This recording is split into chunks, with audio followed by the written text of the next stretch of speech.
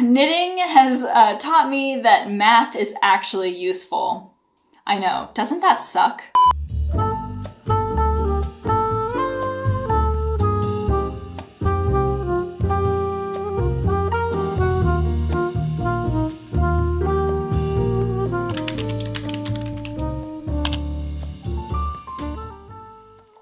Hi guys, welcome back. If you're new here, my name's Bethany. I'm the girl behind Well Loved Knits, and this week I want to do a knit and chat video, so grab your knitting, grab something to drink, and let's hang out for a couple of moments of our day and just chat about a topic that's been on my mind recently.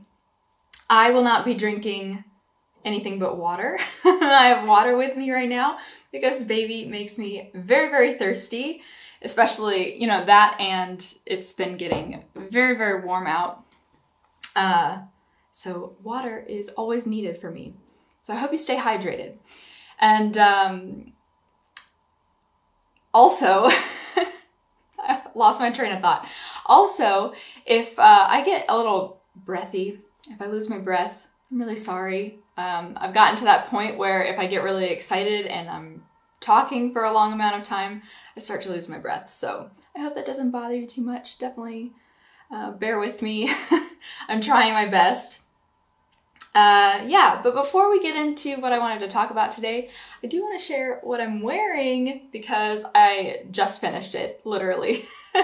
Literally just put the finishing touches on this piece and put it on because that's exactly what I do with all of my finished objects. I wear them all immediately. Well, you know what? Let me just stand up. So here's a better look at the dress in all its glory. I mean, there's only so much I can do. You can definitely see the top half, maybe a little bit better. But this is the Wixton shift dress actually hacked. This is the first time I've ever hacked a pattern, so I'm very excited with where my sewing skills have kind of evolved. If you are not familiar, the Wixton shift is basically just a straight shift dress that's kind of given some shape with a tie that you can tie up around the waist. So what I did was take the top portion and cut it pretty considerably. I mean, this is a little bit higher than my natural waist.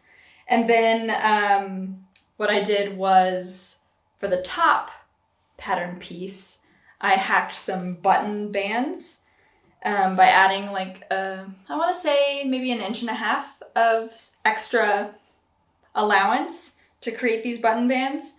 And then I just did a rectangle skirt and gathered it at the top and attached the two together. I've been really enjoying sewing right now.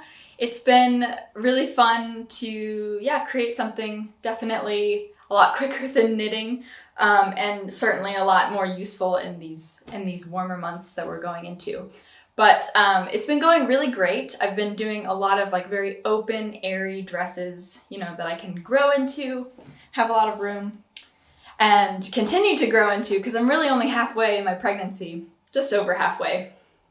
But now I've gotten to a point where I've made quite a few dresses and skirts, and I'm thinking more so not about being pregnant, but later on as well. Like, I want to make sure that everything that I'm making is going to be very useful to me for the long term. And that's where buttons kind of come in. Because for buttons, it'll be really easy for breastfeeding because I do plan on breastfeeding if I am able to. So I think this hack was really important for me to give a try because it will be really useful also when baby is here and I can still wear this dress while I'm breastfeeding very frequently. So really just excited about this hack, this dress. I really love it. The checkers look really great. And I was a little concerned that it would be a little too busy with buttons, but I'm actually really happy with the look of it. And I might make another one. Yeah, I think if I made this again, I would definitely raise the neckline and maybe shorten the sleeves. I did extend the sleeves a little bit. And I think I might even go back and kind of make them a little bit shorter, I think.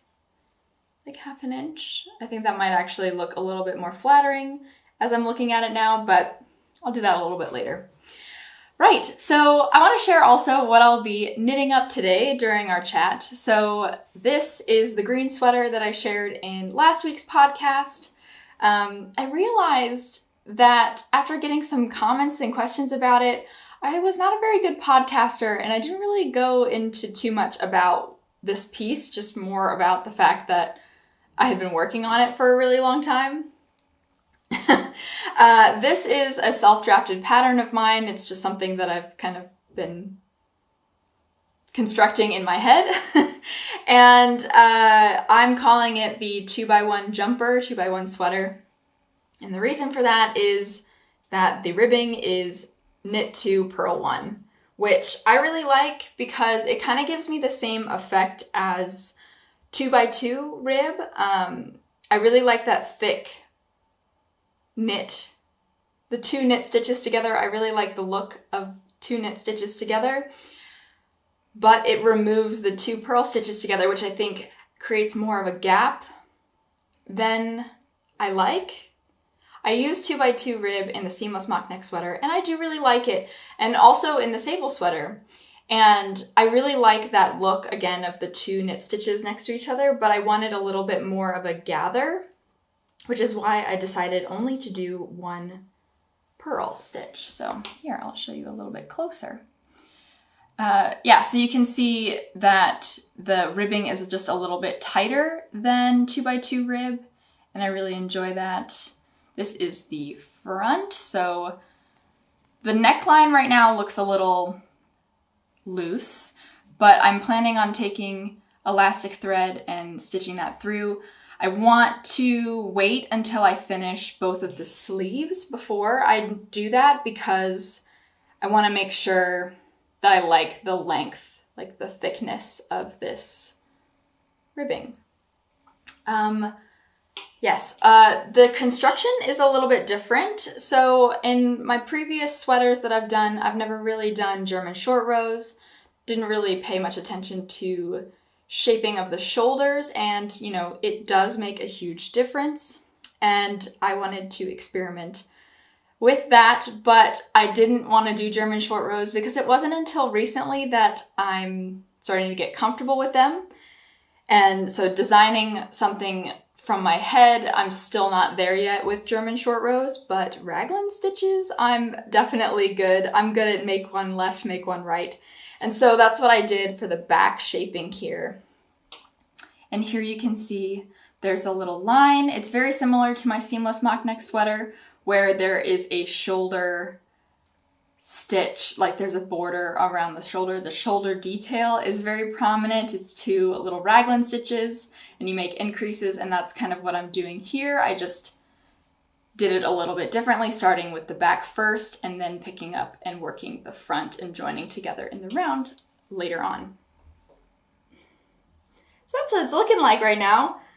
I think it looks really, really great. I haven't gotten very far from the last time I showed you guys, so I said that I was needing to work on both the sleeves, and I'm still on just the first one, but I'm about to go into the ribbing section. So actually I need to switch out my needle and start working in that 2x1 rib while we chat. So let me switch out these needles really quick. I'm really getting excited about this one. So it's been on the back burner for quite some time, and I'm really motivated right now to finish it. So I'm very excited to do so. And I think the more that it's growing into a sweater and I can really see the shape, the more I'm starting to love the color, which is good news for me because that's something that I hadn't been really crazy about. The yarn that I'm using is just fantastic. I really love it. And I'm already dreaming of a more neutral version of this sweater, but I really need to just take it easy and remind myself that I have a lot of commitments that I'm currently wanting to knit up, you know? So I need to kind of manage myself in that way. Yeah, so let me just purl 1. Yeah, so I'm just gonna start working on the ribbing of my sweater. I would really be curious what you guys are knitting on while we're chatting today, because we are going to be talking about knitting while we're knitting. So I've shared, earlier this year, I shared my knitting resolutions, and I really was reflecting on what kind of knitter do I want to be in 2022. So when I was sharing that video, it was about intentions, and I was setting my intentions for the year. I was talking about exactly what kind of knitter, what kind of maker do I want to be, changing my habits to make sure that I'm creating things that I will really love. Again, really trying to live the mission, let's say, of Well Loved Knits, my motto. Because, I want to make sure that I made this channel and this corner of the internet to, inspire others to make what they love while I was making what I love. And I wanted to make sure that in 2022, I definitely held true to that. And that was what I was kind of reflecting on at the beginning of this year. And recently, I realized just how much setting those intentions has really impacted me and how much I really have changed. Yeah, knitting has just kind of changed who I am and has taught me a lot of things about myself that, maybe I didn't realize about myself before, or even just my habits have really changed. The type of person who I am has really changed. So I've been thinking about this, and I thought it would be really interesting to kind of chat about that. And because I wanted to make this more of a conversation, I actually posted the topic on Instagram and kind of collected what your thoughts were. And wow, I was really blown away with how many people responded, first of all. And second of all, the quality of the responses, just some of the things that you guys have really reflected on. The self-awareness, I think, kind of blew me away, how we've all been really kind of thinking about this, and we appreciate knitting not just for what we've made, which is the main thing that I think comes to mind when you think about what knitting can do for you, but also the little things, the process things that have really changed us. I don't know, I just thought that was really cool. So I wanted to talk about that. I wanted to share what I have thought that knitting has really taught me, how it has impacted me, and then I, at the same time, kind of share what you guys have said too, so that we can just discuss about it. So anyway, thank you guys if you submitted things. I really appreciate being able to have this sort of sense of community. And then if as we're having the conversation, definitely leave comments down below. I read almost every single one of the comments. It really is a lot of fun to hear from you guys. So definitely let me know what you guys are thinking about this, how knitting has impacted you and changed you and helped you develop as a person.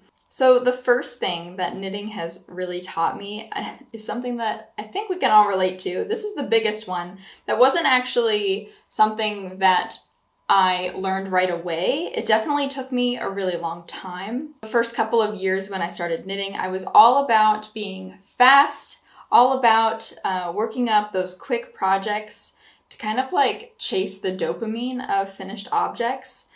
You can definitely see from my Instagram account the types of projects that I was working on at the very start a couple of years ago. They're very different from what I'm working on now, and the frequency in which I share and that sort of thing. It's all much different. And I think that's definitely because I've been learning to be more patient and to really slow down. And you know what? A lot of you guys said the exact same thing. I think that was the overwhelming response from you guys. You definitely have learned patience the hard way too. I actually have some of the responses on my phone. So patience for sure. Wanting to make quality pieces takes time. So true. I feel like again, this is something I've been learning recently. The objects that I'm really in love with are the ones that I'm really taking my time on and really trying to slow down and enjoy the process. The more I enjoy the process, I think that really sticks with me in terms of, the finished piece. Yeah, to be more patient and to not take shortcuts to get things done faster. Yes, so true. I have definitely been doing that a lot with this project in particular. This is probably the perfect whip for this discussion because it has been taking me so long. It's not like anything that I've worked on before.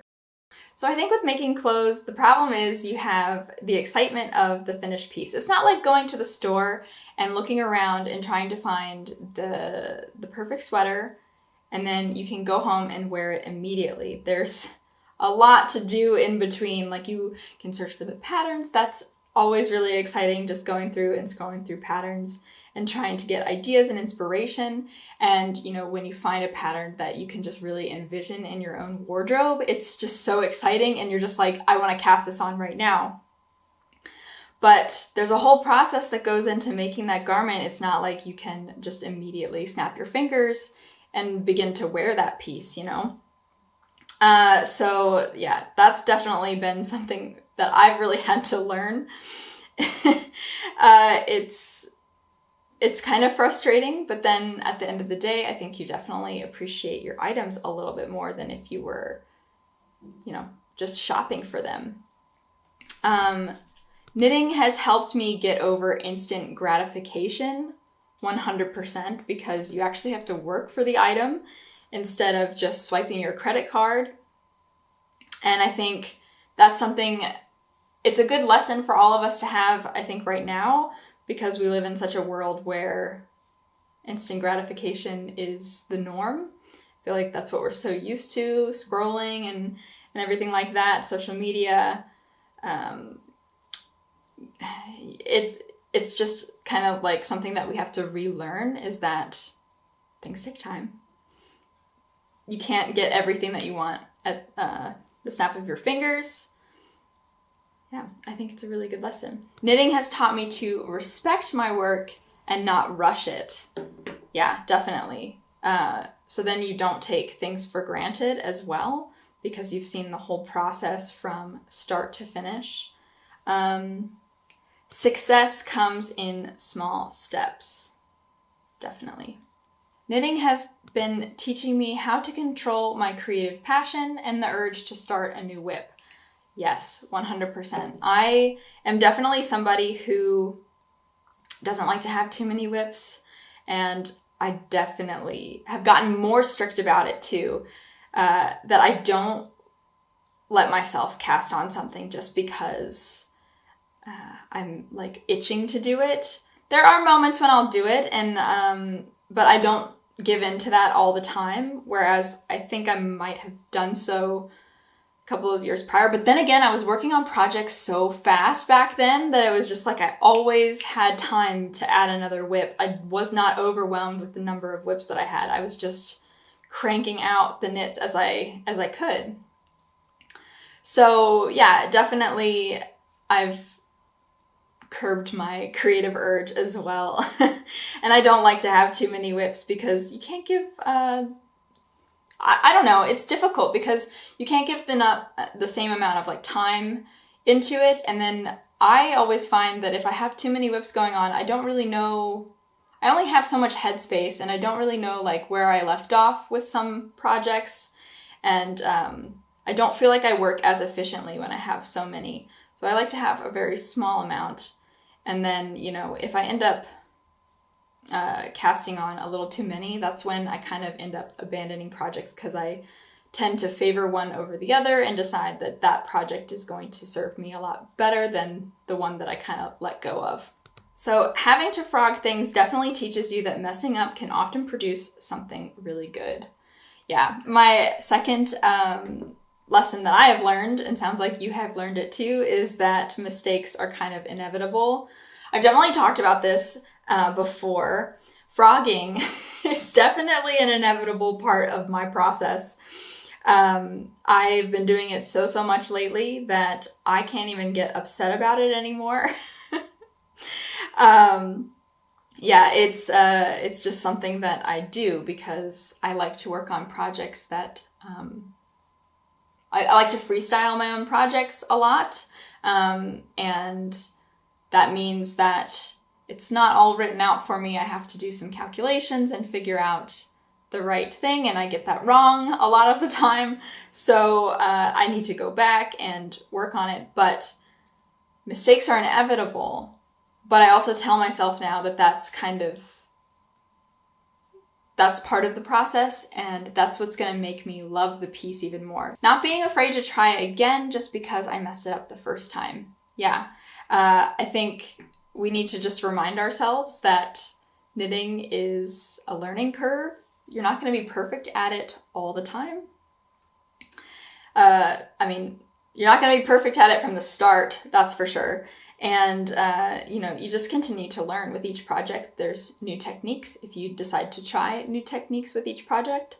And your skills will get better and better. But, like, what's the worst thing that could happen, If you try that thing that you failed at before, what's the worst thing that could happen? You fail again? Well, you already did that, so it's not that shocking. It's not gonna hurt you that bad, is it? But the best thing that could happen is that it finally clicks. Like German short rows for me, for example. Like, for so long, I had been avoiding them. And, that I will admit that I didn't avoid patterns with them, but I was always trying to find something to kind of replace it or modify it so that I didn't have to work on them. But it was a recent project that I did that had German short rows, and something clicked. And finally, I made so many mistakes with all those other German short rows projects. They just didn't look right. Like some socks that I did with German short row heels. They had weird holes. I wasn't doing them correctly. I lived with those mistakes though. I didn't decide to frog it and try. I was living with them. But eventually I did a project and I actually did the German short rows right. So I'm super proud of myself now for, sticking with it and keeping and trying, even though, it was not something that I really wanted to do. And it was actually something that I had kind of been dreading a little bit. And I always put it off whenever I get to a German short row step in a project. Here's another one. Even if you make a mistake and have to frog, it's not a step back, but a step forward in finishing your work. Again, I think that's the best way to put what I was saying into words. It feels like a step back. It feels really painful. You are just so upset that you have to do it. It could take hours of work sometimes because, knitting takes a really long time. And you could be, frogging rows and rows of work, which took you a couple of hours. And then you'll just have to knit those same amount of hours to get back to that one place. So frogging is definitely painful. But it is a step forward because you're doing it right, You're taking the time to fix your mistakes. Maybe when you make that mistake, you won't actually make it again because frogging is so terrible. Ooh, this one's cool. Knitting has taught me problem solving, overcoming problems, and finding solutions to mistakes and logical thinking. Definitely. Knitting, I didn't realize, I guess at the very beginning, it kind of just depends what kind of knitter you are. If you're very analytical and to the T, you probably don't have a really hard time reading a pattern. But if you're like me, you read things wrong all the time. Or you read things and then you comprehend something else. That happens to me a lot. Oh my gosh, like the other day. I don't even want to get into it. Anyway, I make dumb mistakes sometimes because I read patterns incorrectly, and that always leads me to trying to figure out what I did wrong and then, course correcting. Because there are moments, it really depends about the mistake. I think, okay, definitely go back and fix things if it's a reasonable amount. But let's say I've been working on this sweater and then I notice something like right here. I'm not going to go back and work that mistake. It kind of just depends on what you're feeling, and, you are the maker and you know what's best for you. And so sometimes the best solution is to find another solution to kind of fix what you've done, and especially if you're either going off pattern, modifying a pattern, or you just read a pattern wrong, knitting comes with the need for problem solving, definitely. You don't have to be naturally good at knitting to be a knitter. You just need the desire to create. Definitely. If you're somebody who makes a lot of mistakes in knitting, or you just don't feel like you have the hang of it, that doesn't mean you're not a knitter, and that doesn't mean you're not a creative person. You can create something with your hands. It doesn't have to be perfect. Knitting taught me it's okay to be bad at your hobbies. As long as I'm happy doing it, it's all good. That's really funny, but you guys, you're not going to be bad for long. The thing is, the more that you do something, the better that you're going to get at it. So if you feel bad at it right now, maybe in a year or two, you're going to have a completely different perspective on your skills. And I hope that you'll realize, like, you can do anything that you want to do in knitting. It's more about the energy that you put into it, the determination that you have, instead of natural skill. I don't feel like knitting is really about natural skill at all. It's more about, how you attack it, and like your determination and your motivation to do it. Another one on mistakes: don't settle for something that bothers you. It only gets worse. So it could go either way. So I'm noticing with some of these comments, it's either like people are learning that they really need to fix those mistakes that they make, instead of just being so laissez-faire, like so laid back about it. And then there are other people who are talking about, don't be a perfectionist. Stop fretting over every small detail, and let go of some things. And I think that kind of just depends on, like, if you're a type A person or a type B person. I think I'm a type B. I do have some tendencies where I like to plan, but it doesn't really bother me too much when that doesn't work out, and I definitely like course correcting to try and go with the flow. So I think it kind of depends on like who you are as a person. I'm definitely with the camp of, I'm learning to definitely pay attention to those mistakes and try and fix them as best as you can. Take the time to do so, don't rush through. Whereas maybe there are some of you out there who are a little bit more process oriented and very detail oriented, that need to tell yourself, don't sweat all the details. Sometimes it's the little imperfections that kind of make the garment. And I think that's really interesting to me, that we all are taking something different from this hobby, and learning and kind of growing and developing as people. So another lesson that I have learned from knitting is to really appreciate what I have, and just be appreciative of what I can do. I think that's like one of my favorite things, is to kind of step back after I've completed a project and kind of like look at it and be like, wow, I did that. And it kind of blows my mind sometimes when I'm working. I'm looking down at my hands and seeing these little stitches are creating something that is going to be wearable, is going to be, utilized, that will have a purpose. It's just crazy that this little movement can create a sweater, or whatever it is you're working on, a shawl, a pair of pants. You can make almost anything with knitting. And that's really cool to me. And that someone else agreed with me. They said being patient, of course. But then they also said, it sounds weird, but being so thankful for what my hands can do. And that doesn't sound weird at all. I'm exactly with you. I'm very thankful that I'm able to knit and to create things. And to have a me-made wardrobe is something that I am so thankful that I am able to do. And it makes me think about some of those people who might not be able to, for whatever reason. I know that there are some people out there that might have had to stop knitting because of injuries and so on. And I think that's definitely something I learned last year, and I've talked about this a lot, so I'm sorry for sounding like a broken record. But last year I dealt with wrist pain for a couple of months, and that really forced me to slow down and be patient. And that's kind of where I had that shift of perspective in my making journey. And I think, that's where I also really got this appreciation for what I can do, and to take things slow and also create things with my own hands when you couldn't do something because of your hands. That was really challenging for me. Because I love this hobby so much, the fact that I couldn't do it against my will was not something I easily came to terms with. And it sounds like we also have some other people who might be relating to that too. So definitely appreciate what you can do with your hands. This is a really cool hobby, and we shouldn't take that for granted. And we shouldn't take our clothes for granted, because that's the other lesson, appreciating what I have.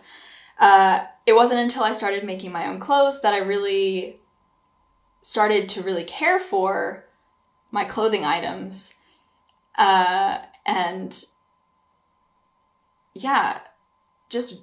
Just be more thankful for them and really take care of my items. So the things that I make myself, I really put time and effort into caring for them, to hand wash them and to depill them. I have my own little knit care routine.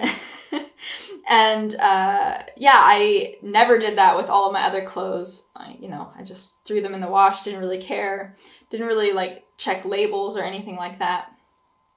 Luckily, most of those clothes that are store-bought aren't produced with natural materials, so they're pretty machine washable safe, pretty durable, so you can kind of throw a lot at them and not really have to worry.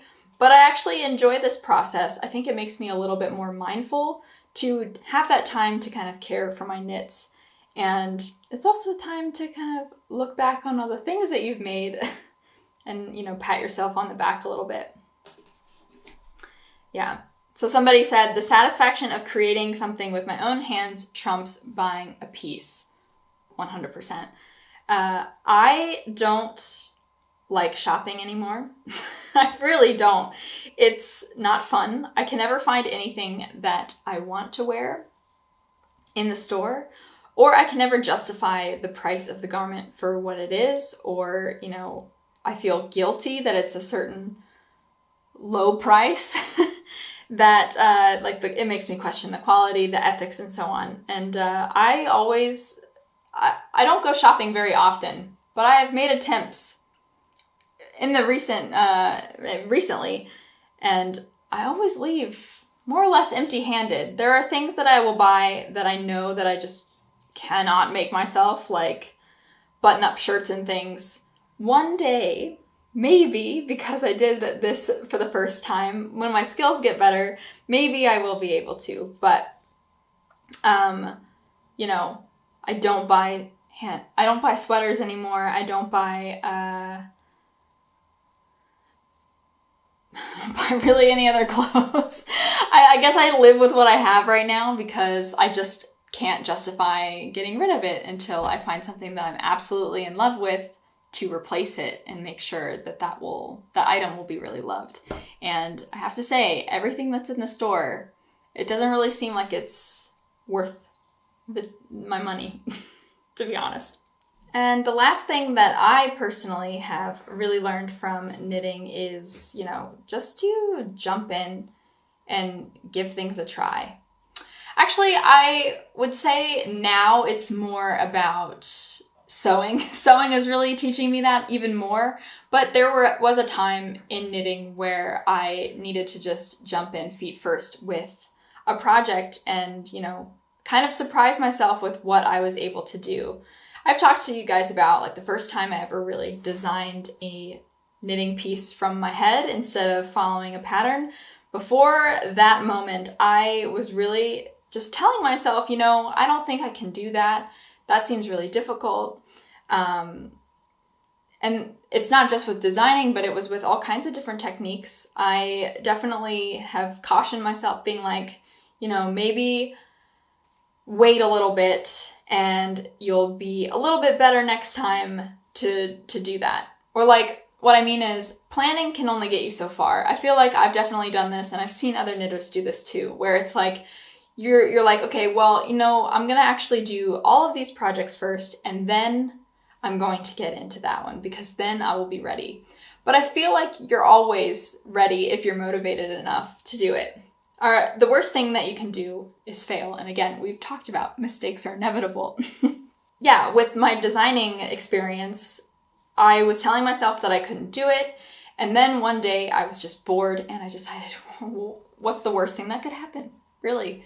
And I worked on something. It definitely wasn't perfect, but it worked out. Like, it turned into something. It turned into exactly what I had envisioned it to being. Now, have my skills improved since then? 100%, but it still was a really successful attempt, and it really boosted my confidence to keep going and keep trying. And yeah. So making in general, I'm going to actually put that as making things, sewing and knitting.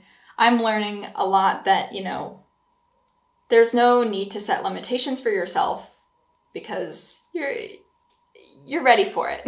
You're ready for it. If you have the desire to do it, more often than not, you're ready to give it a try.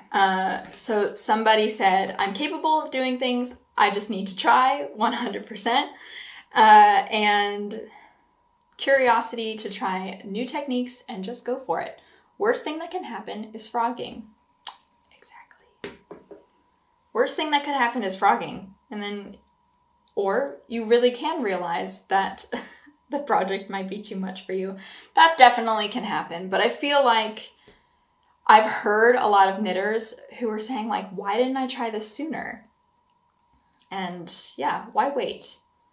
Why have that thought when you've worked on a project instead of, just giving it a try when you really, really want to, and don't set that limitation on yourself. I think that's kind of what I'm trying to say. Having patience, I've learned that patience is a virtue, and I feel much more like a patient person, and I feel like I've really embraced a slower lifestyle thanks to knitting. I have gotten used to mistakes. Mistakes are a part of the process for me. Frogging is definitely not so scary anymore. And I'm comfortable with how I knit and the speed in which I knit. And I don't feel pressure to kind of go any faster. I've learned that.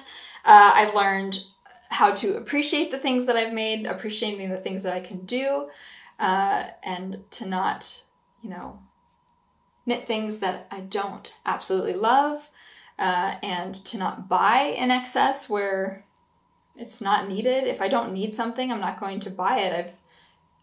I could just make it if I really, really wanted it, which, I don't know if that lesson is really that helpful because making things are just as expensive, or if not more expensive than purchasing things. But anyway, and then finally just jumping in and trying, because honestly, what's the worst thing that can happen? So those are some things that knitting has really, really taught me, and I'm really thankful for those lessons because I feel like I've definitely grown as a knitter because of that. No, I've grown as a person because of that. Let's read a couple more of these comments because I've shared everything that I personally have learned, but you guys have submitted so many of these, and honestly, a lot of them I never even thought of. So this one says, knitting has taught me to enjoy my own company. And I find this one really interesting because I'm introverted.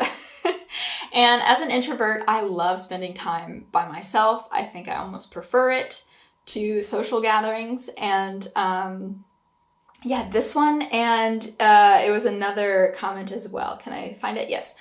I learned that it's not so uncommon to prefer solo time over social activities. So those two right there, really interesting to hear that because you guys must be extroverted. As an introvert, I'm really definitely somebody who loves to spend time by myself. I've I just feel more comfortable that way, I think, and I recharge that way. So knitting is definitely a great way to recharge, and I definitely do it in my spare time a lot. But it's good that you guys can also appreciate it because when I have moments out in social gatherings, I come back from it being like, you see, I should spend more time with other people because I enjoy it so much. So it sounds like with knitting, that gives you the same opportunity to kind of reflect and be a little bit different to your, I guess, norm. What am I saying? That's not exactly what I mean to say. But yeah, it's a great opportunity to kind of just be with yourself, reflect, recharge, and relax. And I think, especially in today's world, go, go, go, I feel like we all have the pressure, even if you are introverted and comfortable with being alone, there is pressure to go out and that you're missing out. The fear of missing out is FOMO is an acronym for a reason. Because I think we can all feel that way regardless of how we are, introverted or extroverted. I can't do /make/have everything that catches my eye. I have to make choices. So knitting is teaching you that you have to make some hard choices. Definitely can relate to that because, you know, especially if you're going on like a little bit of a pattern shopping moment. I do that. I go on Instagram and I look through hashtags, and it can take hours of my day sometimes if I let it, which I try not to. But yeah, sometimes you get overwhelmed or you get so inspired and you want to make everything, and then your list is super long. I mean, look at some of the videos that I've made in the past about what I plan to knit, and let me tell you, well, those videos are mainly just for inspiration, but I don't knit that fast. I don't knit that many things. And yeah, you have to make choices. So you have to look at these patterns and decide, okay, which one is going to serve me the best?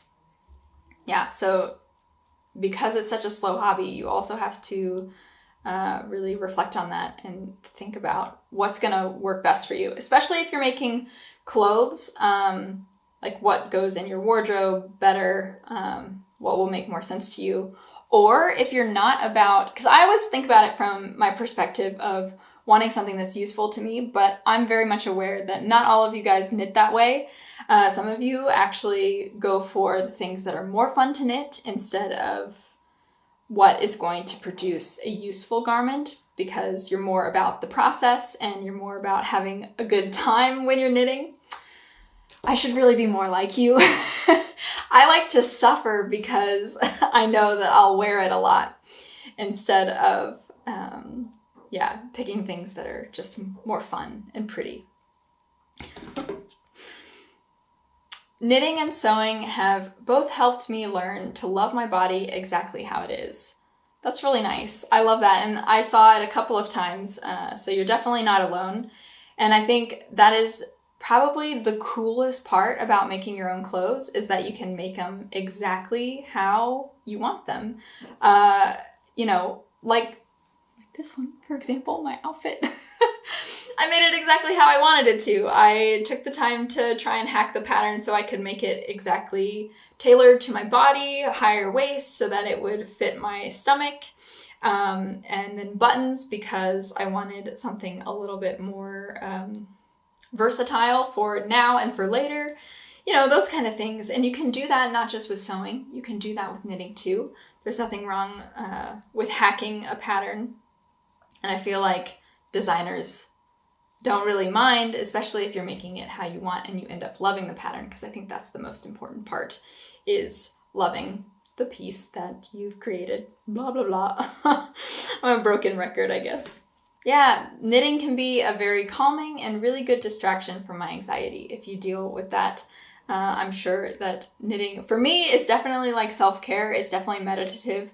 And if you're a very anxious person, I guess it's a really great way to be able to just relax and to kind of get away from all of that and to just have some peace and some time to yourself, that's really great. Knitting has reinforced me to not care about what other people think. Like knitting is a grandma hobby or your clothes look homemade. This one was really interesting to me. I think definitely, this has never bothered me, but I definitely know that this is something that people really talk about, and being ashamed of knitting in public because it's like an old lady hobby, which, you know, so what if it is? I actually really love the fact that I can relate to people of all ages and all life experiences, and that this hobby kind of brings us all together. I think that's so cool. The other day, I was actually knitting in public on the tram, and this woman, this older lady, walked into the tram and immediately in her tracks stopped and stared at me. And I mean, I wasn't paying too much attention to her. I was kind of like looking at her in the corner of my eye. So I'm thinking it was positive because every couple of minutes she would turn and just kind of watch me knit. And I just felt that she could relate to me. And with us being so different in life experiences, I was just thinking, wow, it's cool. I think she can really relate to me. And I think she was surprised to see somebody, and it brought her a lot of joy to see someone my age knitting when maybe she enjoyed that or still enjoys that now. So it was just cool to kind of see that recognition and maybe that like spark of we have something in common and that excitement. Because I've definitely done that too, where I've seen somebody knitting something or, you know, crocheting or whatever, and I get really excited and I kind of stalk them a little bit and try and see like what they're working on. And I feel like that sense of camaraderie. And to me, it doesn't really matter what age they are. It's just cool. And I think it's super cute when I see anybody knitting, regardless of their age, because, you know, I enjoy it too, and I like it when I see other people enjoying the same thing that I enjoy. Knitting has taught me that math is actually useful. I know, doesn't that suck? Oh gosh, I was not somebody who was good at math in school. I absolutely hated math, and the irony is not lost on me that I was drawn to a hobby that requires math. Especially if you're trying to make things from scratch and like using your own pattern. Math is essential, and I'm not good at that. But like somebody else said, you know, just because you're not good at something doesn't mean that you can't do it, and that doesn't mean that it's not the hobby for you. So I'm not good at math, and knitting is my hobby. So how about that? Okay, so actually my camera is about to die, so I need to cut it here, but I want to say thank you guys so much for submitting your points of view on how knitting has impacted your life. This was a lot of fun to kind of like read through and scroll through. I'm sorry I didn't get to everybody's responses. There were so many, and I just really appreciate like being able to interact with you guys in this way. I hope you enjoyed this knit and chat and you are able to be a little bit productive on whatever it is that you're working on, whether it's knitting or crochet. I really appreciate you guys being here. Definitely give this video a like if you liked it, and maybe subscribe to stick around, and I'll see you guys in the next one.